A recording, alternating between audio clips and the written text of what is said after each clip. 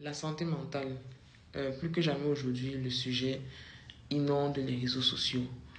Ça inonde vraiment parce que avec les récents événements, notamment la perte de l'actrice sénégalaise Halima, j'espère ne pas me tromper de nom, les réseaux s'enflamment concernant la santé mentale. En ce qui concerne les causes de son décès, aucun communiqué officiel n'a été fait. On a juste mentionné le fait que ce soit provenu d'un malaise soudain.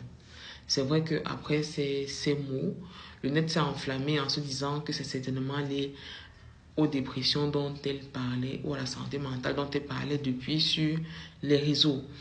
Bon, les enquêteurs du net aussi ont fait la remarque en disant que le matin où est survenu son décès, elle avait déjà publié quelques heures avant concernant un casting.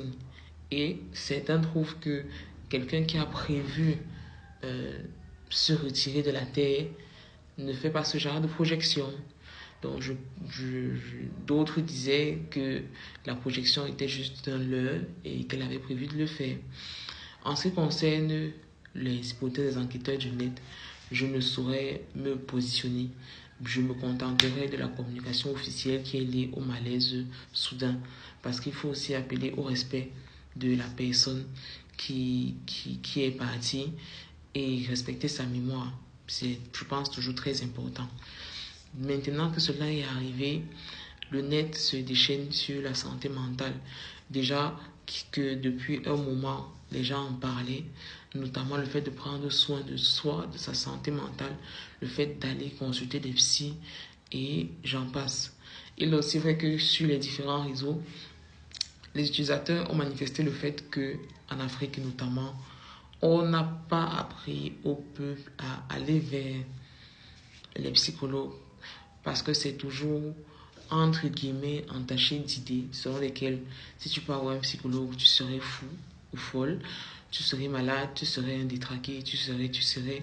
Donc on part avec cette stigmatisation d'une profession qui saurait aider des personnes, mentalement. Mais je pense qu'avec le temps, on comprend que le psychologue n'est pas là seulement lorsque tu es euh, fou, lorsque tu es un détraqué, lorsque tu es... Il peut être quelqu'un à qui tu parles, quelqu'un à qui tu expliques certaines situations, quelqu'un même avec qui tu prends souvent conseil. En ce qui me concerne, j'ai déjà consulté un psychologue et je vous avoue que ce sont des séances qui sont assez relaxantes pour ma part parce que c'est vraiment un travail sur soi que vous faites. Vous parlez sans gêne. C'est vrai qu'au début, c'est difficile parce que vous ne connaissez pas la